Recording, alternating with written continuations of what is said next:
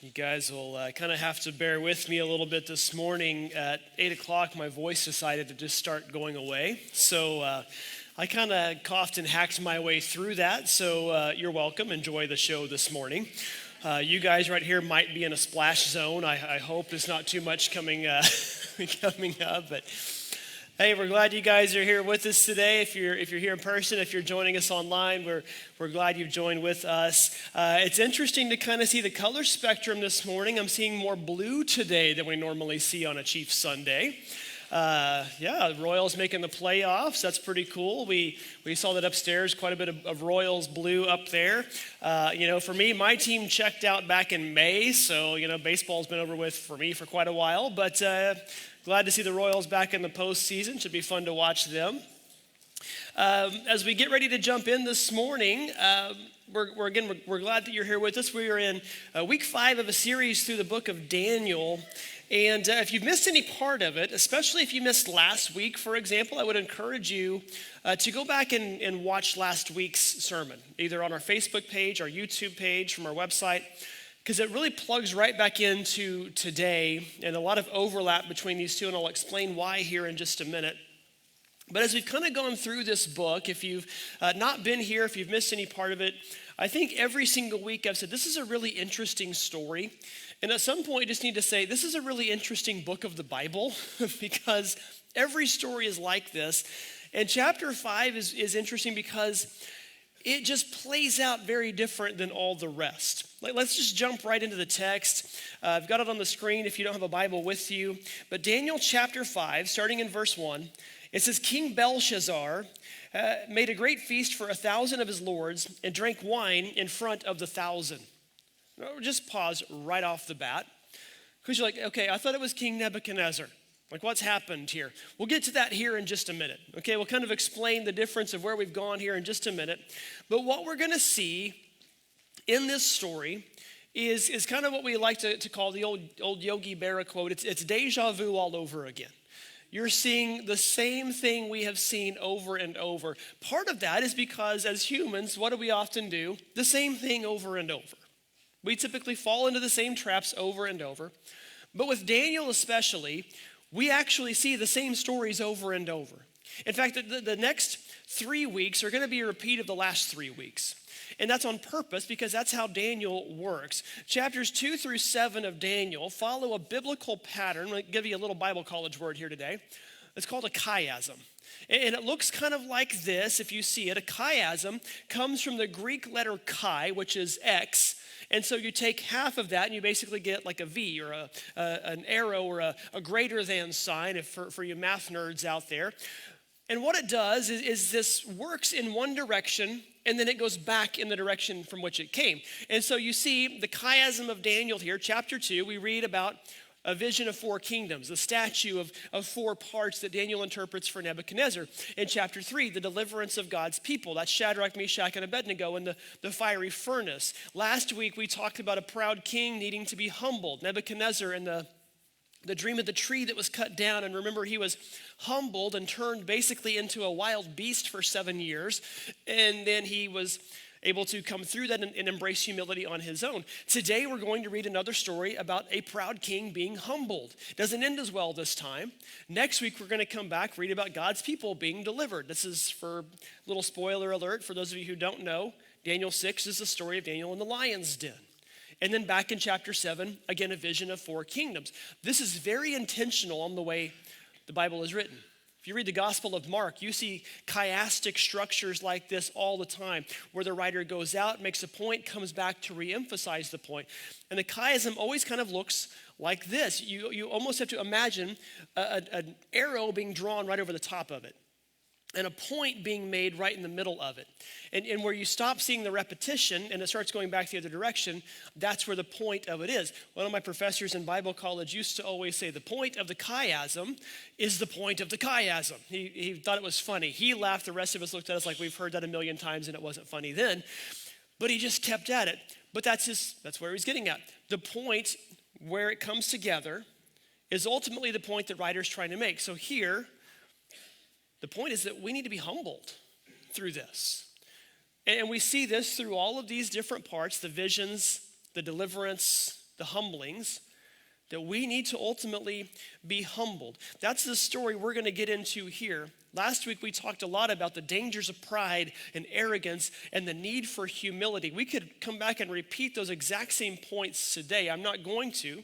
I'm going to go a little different direction with this, but those have to hang over and play into this one today. Just so you're curious where we're at here, we just start off here in chapter 5, verse 1, with the name King Belshazzar. And I thought we were talking about Nebuchadnezzar. We've jumped about 30 years in the timeline. We've jumped forward quite a ways here. Belshazzar, it's going to be mentioned in verse 2. It says that Nebuchadnezzar was his father. He's not actually his father. He might possibly be a grandfather. He might possibly be somewhere in the family line. But Nebuchadnezzar played some role in Belshazzar's past. And Belshazzar has come along. He's like the 5th or 6th, maybe even 7th king since Nebuchadnezzar. It's been about 25 years since Nebuchadnezzar has died here. And actually, Belshazzar is not even really the king. His dad is the king, but his dad kind of goes crazy wanting to go worship all of these random gods. And so they kind of say, why don't you go somewhere else and worship them? And he goes chasing all of these different visions and dreams and leaves Belshazzar in charge. That's where we're at today. We get no introduction to him. We're given nothing about who he is or where he came from or his character. But it becomes very obvious very quickly what Belshazzar is all about. He is throwing quite the party here. Like this is the most Babylon party you could have. And Babylon was one of the most decadent societies that has ever lived. That's what's going on here. They are drinking wine like crazy. All of his wives, all of his concubines are there. I have a feeling there's other things going on at this party too. You can use your imagination there. But one thing we know that's really cool, this is the history and Bible college nerd coming out in me here. One thing that we know that is very cool is this moment here, Daniel chapter 5, we can date this exactly. It's one of the few places in the Bible that we can say with confidence when this happened. It's October 12th, 539 BC. And we know that because of what happens in the story and what happens in history. We'll kind of get there here in just a little bit. Daniel chapter 5, verse 2. Belshazzar, when he tasted the wine, commanded that the vessels of gold and silver that Nebuchadnezzar his father had taken out of the temple in Jerusalem be brought, that the king and his lords and his wives and his concubines might drink from them. Now, a lot jumps out to me in this verse. It says, when he tasted the wine. Hold that thought, we'll come back to that. But what's he do here? He commands that the vessels of gold and silver that Nebuchadnezzar took from the temple be brought out so they can drink wine from them. You might remember those back in chapter 1. We started this series a few weeks ago. Daniel chapter 1, we'll just recap this really quick. Daniel chapter 1, verses 1 and 2. In the 3rd year of the reign of Jehoiakim, king of Judah, Nebuchadnezzar, king of Babylon, came to Jerusalem and besieged it. And the Lord gave Jehoiakim, king of Judah, into his hand. That's the key theme here. God is in control. He's allowing this to happen. He gave Judah into the hand of Nebuchadnezzar and also gave some of the vessels of the house of God. Nebuchadnezzar brought them to the land of Shinar, to the house of his God, and he placed the vessels in the treasury of his God. He took these vessels. These are basically goblets, gold and silver goblets. I meant to bring a visual aid this morning and I forgot. I too have very precious, treasured goblets. One is Chewbacca and one is Darth Vader. And my kids like to fight over them and they want to drink hot chocolate out of them in the winter. I'm like, don't damage those. That's your inheritance one day. You gotta put the proper things where they go. And the glass, cabinet case where everybody can see them when they come in. My wife loves it that I put them there. But she's watching this online, so she can verify this next week when she's back. Ask her that. But when he takes these elements, Nebuchadnezzar takes them and in a way values them. Because remember what we said, when Nebuchadnezzar defeats, in his mind, it's not actually how it happened, but when he defeats Judah, to him, his God is greater than the God of Judah. That's how it worked in this culture. That's how it worked in this area. I defeat you, my God is greater than you. So I'm going to take the elements you use to worship your God and put them in my trophy case.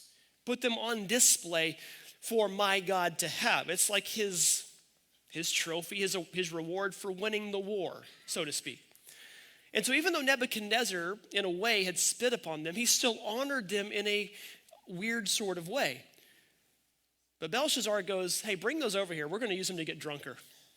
We're going to have fun with them. And then not only that, verses 3 and 4 tell us, they took those goblets and they used them to toast and worship their gods made out of gold and silver. They took the elements of God from his temple and they worshiped their fake gods with them. And in the middle of this, kind of like last week, God shows up. In fact, verse 5, it says, immediately. Remember last week, Nebuchadnezzar's walking on the palace, look at my great city that I built with my hands for my glory. And while those words were still in his mouth, it says, God shows up. Immediately, verse 5, fingers of a human hand appeared and wrote on the plaster of the wall of the king's palace opposite the lampstand. Two important details there. A plaster wall is white. A light is shining on it. In other words, everybody can see what is being written here. Verse 6, and the king saw the hand as it wrote. The king's color changed, and his thoughts alarmed him, and his limbs gave way, and his knees knocked together. He is, in other words, terrified. He is terrified by what's going on. And I said it's deja vu all over again because what does he do? He calls in the wise men and the enchanters and the magicians and all those people who aren't at the party going, tell me what it means. And guess what? This is going to surprise you. They can't. And so finally, it says the queen comes in. I don't know who the queen is because all of his wives are there. If this is his mother, if this is maybe his Nebuchadnezzar's wife still around going, there is this guy that you could call. He's kind of old now. You kind of put him in the corner over here out of the way. But, he did pretty well for Nebuchadnezzar. Call Daniel. I have a feeling Belshazzar doesn't want to. We've jumped so far ahead in the story now. We are 60 years from chapter 1. And Daniel in chapter 1 is probably no younger than about 18, maybe even in his early 20s. He's got to be in his early to mid 80s now. And I think beyond that, I picture Belshazzar as probably being at the oldest my age and probably younger, probably in his 30s. He's got something to prove, especially since his dad's technically in charge. He's out of the way for a minute. I'm going to show everybody why I really should be your king. So keep those relics over there. I don't want them. Also, we know something too. When we get to Daniel chapter 8, we actually read a prophecy that takes place before this event. And Daniel is warning Belshazzar what's going to happen. And so when Daniel finally comes out, he is not the patient, compassionate, kind Daniel we met in chapters 4 and 2. This is Daniel telling you, I told you so, and you didn't listen.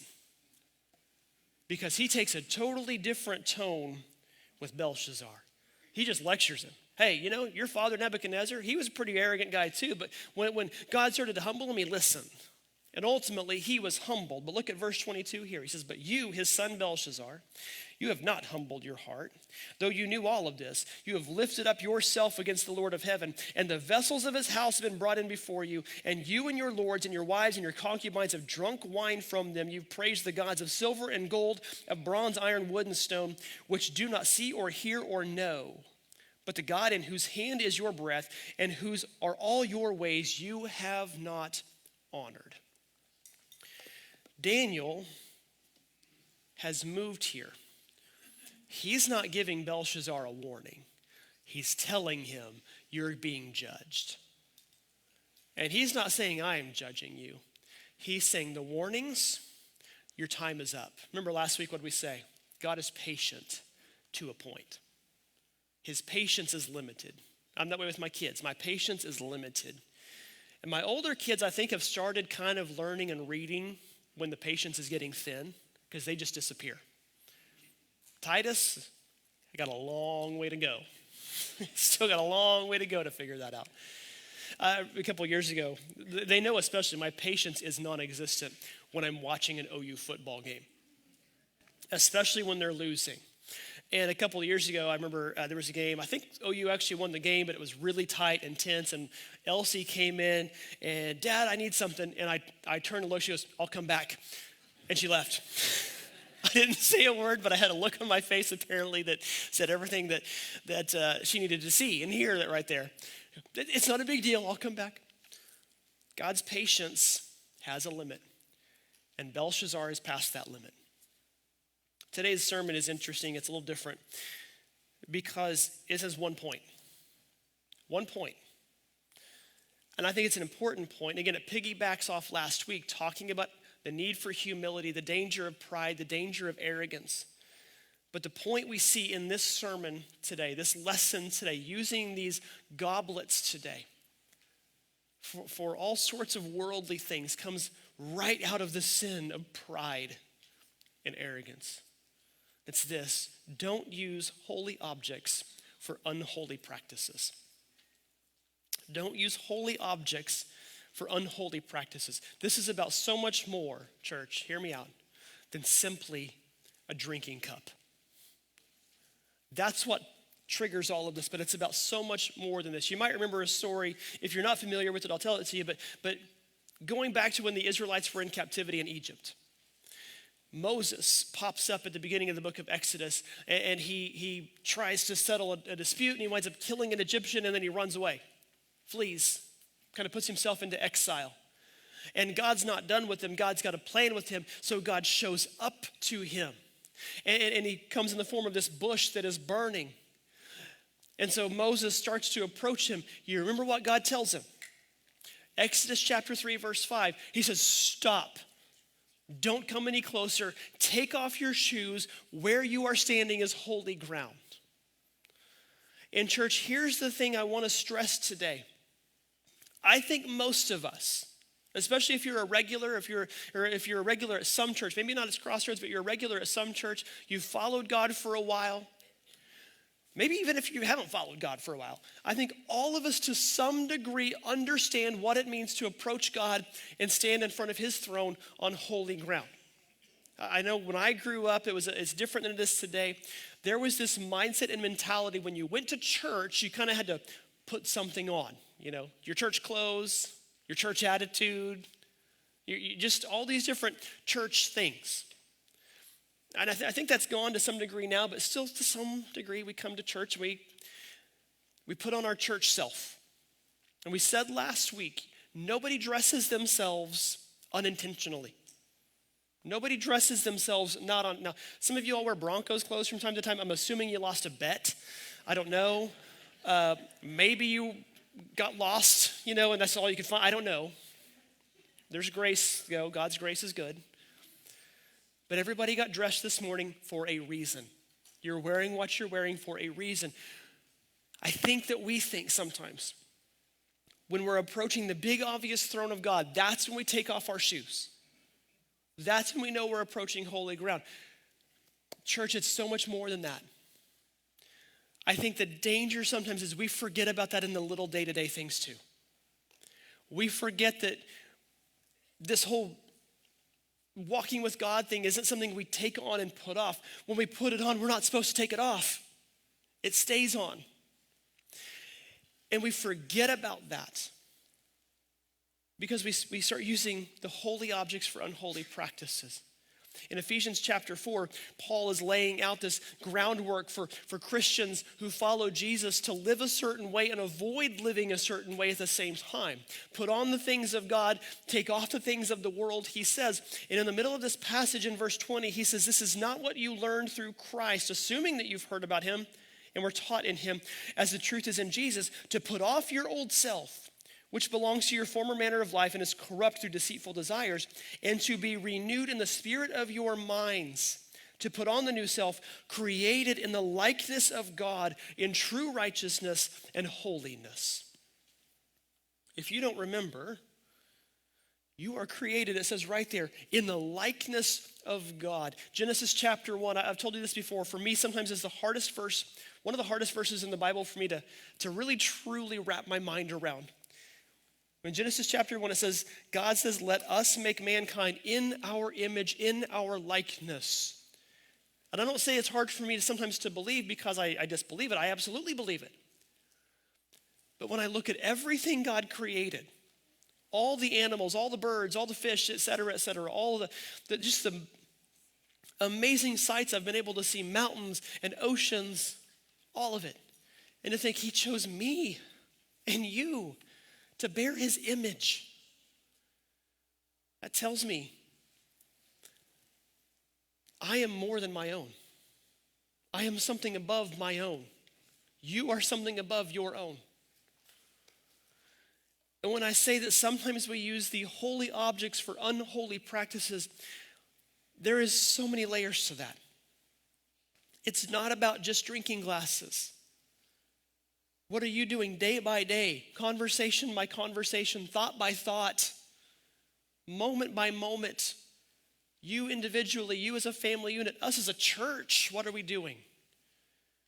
Is it to glorify God or to glorify our own greatness like Nebuchadnezzar did and like Belshazzar is doing?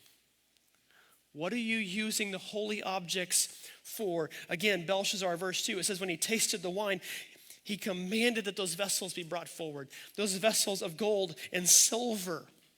That's an important thing there. And then what does he use them for? He toasts the gods made of gold and silver. He toasts gods made from the exact same thing that these goblets are made from. And then less than that, the gods made of bronze and iron and stone and wood. Lesser materials, less valuable than what these goblets are made out of. You are made in the image of God. What are you toasting with yourself? What are you honoring and worshiping with yourself that is not anything like the image of God? There's a passage that comes right out of the book of Romans, and it's one that I have referenced a lot in this series. It's one that I use a lot just through my preaching in general because I think this is where we are today as a society. But I just want to read through this with you for a moment here. Romans chapter 1, starting in verse 21. Paul laying this out with how the Roman church has gotten so far off kilter. He says, for although they knew God, they neither glorified him as God nor gave thanks to him, but their thinking became futile and their foolish hearts were darkened. Although they claimed to be wise, they became fools. And they exchanged the glory of the immortal God for images made to look like a mortal human being, birds and animals and reptiles. Three times in here, take note of this.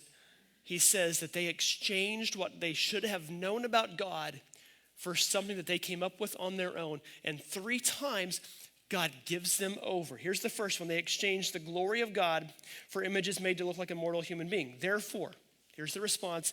God gave them over to the sinful desires of their heart, to sexual impurity for the degrading of their bodies with one another. Here's the second one. They exchanged the truth about God for a lie. And they worshiped and served the created things rather than the Creator who is forever praised. Here's the exchange. Because of this, God gave them over to shameful lusts. Even their women exchanged natural sexual relations for one another. In the same way, men also abandoned natural relations with women and were inflamed with lust for one another. Men committed shameful acts with other men and received in themselves the due penalty for their error. Furthermore, here's the third one. They didn't think it worthwhile to retain the knowledge of God, so God gave them over to a depraved mind, that they might do what ought not to be done.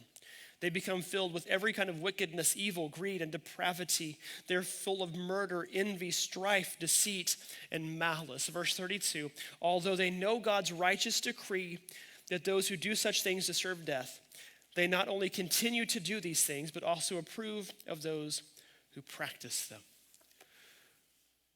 Church, if you didn't really know much about the Bible, but you were just becoming interested in Christianity in general, and you studied history and you read that passage, you might think it was written to our American church today.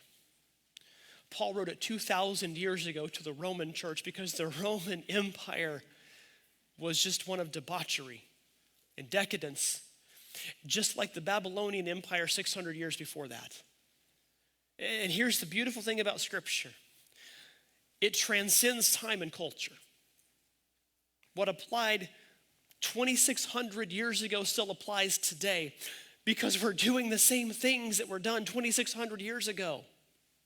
We're exchanging the truth of God. We're exchanging the glory of God for what we've come up with ourselves. The line in there that always gets me is they stopped worshiping the created, the Creator and started worshiping the created things. That is what we do. A friend of mine used to say, we worship at the altar of humanity. We worship what we have built, what we create, and what happens God's patience runs up. And he gives us over to a depraved mind. He gives us over to just do whatever. And just like the story of the prodigal, who demanded his inheritance before his father had even breathed his last breath, and went off and got himself in all sorts of trouble. If we would just stop and turn around, we'd realize the Father has been chasing us all along. Just waiting for us, not to fall flat on our face, but for us to realize that we need him. Because he called us to be holy, and we're being anything but. We're being anything but. And church, we need to understand that the more we keep running, and the less we keep looking back to him, that warning at some point will no longer be a warning. It will be a condemnation. It will be judgment. Because that's where Belshazzar has found himself. Daniel, who has given him, I'm assuming, warning after warning. And that's probably why he's been pushed off to the side and he's not being consulted in this, at least initially. Daniel comes to him and he gives him one final bit. And again, it's not a warning at this point. Here's what's coming. And then finally, Daniel tells him what the writing on the wall was. In verse 25, it says the writing on the wall was this: Mene, Mene, Tekel, and Parsin. 4 words, actually 3 words. One of them's repeated. Mene, Mene, Tekel, and Parsin. That's all that's on the wall. Those 4 words. And thankfully for us, the next 3 verses interpret it. We don't really have to stop and think too deeply about it and wonder how it all lines up, because the next 3 verses interpret it. The first word, Mene. Verse 26, God has numbered the days of your kingdom and he's brought it to an end. Notice Daniel's no longer saying another kingdom will be coming. Back that vision in chapter 2, the head of gold, and it's going to be followed by the arms and the chest of silver. No, your kingdom's done. Like, good job, you're done. How does that work for us? It's the reminder for us that our time on earth is limited. Our days on this earth are limited. One thing that we all have in common is that one day we will have 2 dates marking our life, a beginning and an end. And as the old song says, the importance is the dash in between. What are we doing with it? What are you doing with it? Here's kind of my practical question for you on this. How are you using the time God has given you? Are you using it for his kingdom, for his glory, to bring people to know him? Or are you using it for yourself? How are you using the time God has given you? The second word, tekel, verse 27. Tekel means this: that you have been weighed in the balance and that you've been found wanting. In other words, you've been weighed, you've been put on the scale, and you come up short. And what are you weighed against? We are weighed against the holiness of God. You may say, well, God's perfect. How can I possibly be judged against God's perfect holiness? Because we're called to be holy. If you've accepted Christ in your life, if you've accepted the blood that he shed on the cross for you, his mercy and his grace, then you have been made righteous with God, put in right standing with God. And you've been judged to not be wanting. But if you're not honoring that, if you're not following that and living that, then folks, I've got to tell you something. Hear my heart, because I am not a hellfire and brimstone preacher. I grew up in a church that sometimes dabbled into that. As a kid, it was kind of funny, especially to watch people squirm in the pews that were older than you. But the older I've gotten, the more I realize it's not funny. Because whether you want to be a hellfire brimstone preacher or not, here's the reality. When you breathe your last, you're done. And one thing that we all have in common, again, we will stand in front of God. We will stand in front of his judgment seat. And on that day, he is no longer a grandpa saying, oh, you got me that time. No, he is the Lion of the tribe of Judah. And your fate is sealed. And folks, it's not the American judicial system where you can appeal and look for loopholes and try to worm your way out of it, and somebody come in years later and go, you know what, I'm the one who did it. No, it's you're in or you're out, period. And at this moment, Daniel has told Belshazzar, you're out. You're done. You had your chance, you missed it, you're done, you're judged. And God's holding you accountable. So here's the question, folks. It's a heavy question. How do you measure up? If you breathe your last today, how do you measure up? Are you in or out? I don't know the answer to that question for you. That's between you and God. And if you don't know that you can confidently say yes, can I just challenge you with something? Ask God to reveal in your heart what needs to be changed. He will. He will reveal it. It might not be easy. It might be painful. It might come from somebody. I don't know how you'll receive it. But he'll tell you. The third word was the word Perez, which is the singular form of the word parson that we saw in verse 25. Perez, your kingdom is coming to an end. And it's going to be divided between the Medes and the Persians. You know what's, to me, one of the funniest parts of the story? And I don't know if funny is the right word, but it's just where I come with this. They're throwing this party. The Persians are at their gate, banging on it, attacking it. They have been for weeks. And they're throwing the party to end all parties. Maybe, I don't know, maybe this was like an encouragement, try to rally the generals, rally the troops. Maybe Belshazzar knew it was coming and this was trying to just be a big distraction. Or maybe it was that whole, let's feast today for we shall die tomorrow. I don't know. But the Medes and Persians are like right there. They are coming. When we look at this and we see that this kingdom is divided and going to be given, here's the reminder for us. Our lives are not our own. And folks, if you live a life that's not honoring to God, so many times in Scripture we see God giving something. And for me, I personally like the one that God so loved the world that he gave his only son. I like that one. But we saw in Romans 1 that because they rejected God, he gave them over to themselves. We see in Daniel 1, because they had rejected God, he gave them over to Babylon. Your lives are not your own. And here's a simple truth. Wherever you're at today, no matter who you are today, whether you believe in God or not, whether you've accepted God or not, you've surrendered and submitted to God or not, he is in control. Period. Whether you like it or not, want to believe me or not, he's in control. And we would be wise to remember that. Daniel gives Belshazzar this one final bit here. And I don't know, maybe it's just because this is how I'm wired. I kind of picture Daniel getting a little bit of a kick out of this. Maybe not. Maybe he's nicer than me. I mean, he's shown himself to be nicer than me in the first few chapters. I don't know why he wouldn't still be. Because verse 30 says that very night, Belshazzar was killed. That very night, they stormed the castle, and Belshazzar was killed, and Darius the Mede took over. And we'll get more familiar with Darius next week, and Cyrus, and these other kings that followed from the Medo-Persian Empire. But for me, it's so interesting to look at this and to see that Babylon is bracketed by the same things.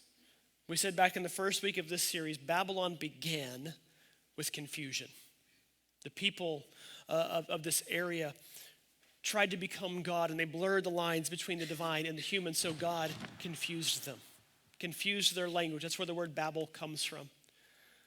And it ends blurring the lines, if not erasing the lines, between the divine and the human with confusion. And that's where we see all of this tie up here. God takes your pride, and if you are not willing to let it go, if you're not willing to squash it and be humbled yourself, God will humble you. We said last week, he opposes the proud. He puts the proud in direct opposition to himself. And Belshazzar's ultimate downfall is his hubris. His ultimate downfall is this pride that blinds him to the warnings around him and blinds him to everything around him. In church, this is my heart. Our downfall will be the same if we don't stop it. Our world's downfall, our American church's downfall will be the same. It will be our hubris, our excessive arrogance, our excessive pride. And so we have one of two options here. We can respond like Nebuchadnezzar did. And even if God has to beat us over the head with it, we finally figure it out. Or like Belshazzar did and ignore it. And we will be squashed. And we will be destroyed. I heard this week and it hit me. Because I see this in myself sometimes, and I think you could see it in yourself if you're honest. When pride is your vice, it often leads you into the same sin,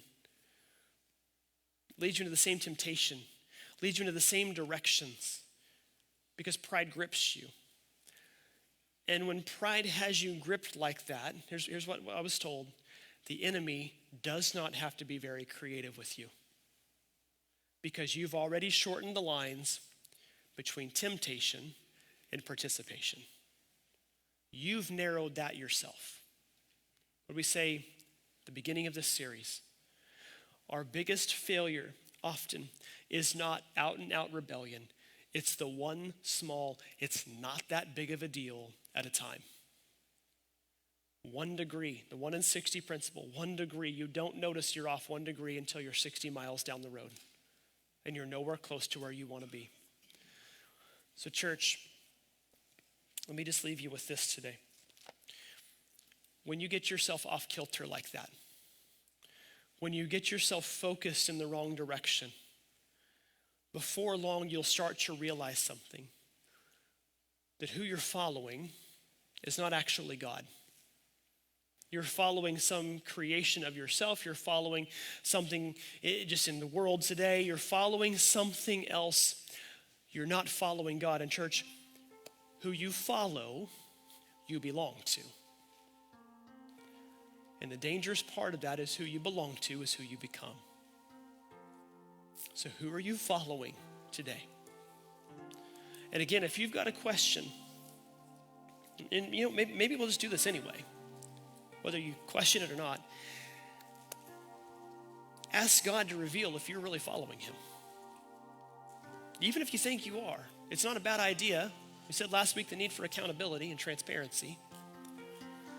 Are you following a God that is holy? Or are you allowing the holy things to be corrupted? Are you allowing the things that God consecrated to become desecrated? 1 Peter chapter 1 says that you have been called by somebody who is holy. Just as he who called you is holy, be holy in all that you do. For it's written, be holy because I am holy. Belshazzar took a holy cup. That's what it was. It was a cup. And he used it for an unholy practice. And that was his ultimate end. What are you using that's far more precious than a cup for unholy practices? When I was in Bible college, most of our classes were 3-day-a-week classes. You had a couple that were considered more important. They were 4-hour classes, so you went all 4 days. There was 1 day a week the school didn't have classes, but we went all 4 days. I had Old Testament history at 7 a.m., 4 days a week. I had to drive 45 minutes to get there. And get there for a 7 a.m. class. And that's something you normally would dread, but because of who taught the class, not only was I looking forward to it, I was early most of the time. And if you were at the men's conference last year, you got to meet Gerald Griffin. Call him Griff. He spoke at our men's conference a year ago. That's who taught my 7 a.m. Old Testament history class. In fact, it was funny, going into the conference last year, they said, do you want to get Griff a hotel room before the conference or have him drive up early that morning? I said, no, he's driving up early that morning. I drove 45 minutes every day for 2 years for his class. He can do it one time. I love Griff because of his humor. I always say he's the kind of guy, he could preach a senior citizens retreat one weekend and CIY the next and not change his message, and both crowds would walk away going, that dude was awesome. That's just who he is. But what I love about Griff is his heart. And the thing I loved about him, I think the most, and I've told him this, and I know other students have too, is every Thursday when he's dismissing class, knowing that we are all leaving to be gone over the weekend, most of us to go do stuff in churches, but some kids, most of them, I was 30, most kids were college age, to go be college age students in a college town. He would pray, God, remind them that they are holy vessels of you, not to be misused, but to be used for your glory. And every time he would give us this reminder, help them remember that every step they take is holy ground. And if they need to, remind them to take off their shoes, because every step they take is holy ground. And he gave us that so many times. The simple reminder that sometimes when we are in the midst of the world, in the midst of all the stuff that goes on, that sometimes, and he goes, it sounds silly. No, untie your shoes and take them off. Because sometimes you have to remember that you're approaching holy ground. And church, sometimes as silly as it is, we need to do the same thing. Because holy ground isn't just here on a Sunday morning. It's every step and it's every breath that you take everywhere else that you go. And I want to challenge you with that today. Are you treating the holy as holy? Or are you allowing the world to desecrate it alongside you? We're going to do something just a little bit different this morning. I'm going to pray for us, just a quick, brief prayer. And then I'm going to step out. And before Mark comes out to do communion here in a moment, we're going to take a minute. We're not doing communion yet, so don't pick it up yet. Don't start opening it yet. We're going to take a moment, and we're just going to spend a moment with God. We're going to spend a moment on holy ground. And I don't know the church that you might have been a part of or grown up in. I don't know how you might have done this. I know when we were younger, we would turn around on our knees and just get on our knees on our seats. You bow your head, however you want to approach this. Before we approach his table, we're going to remember that we're at his throne and spend a moment honoring his holiness this morning. Father, we are so grateful. We are so grateful for you, for your holy perfection. And God, I pray as we take a moment to honor that, Lord, you would help us see that. Always. Pray this in Jesus' name.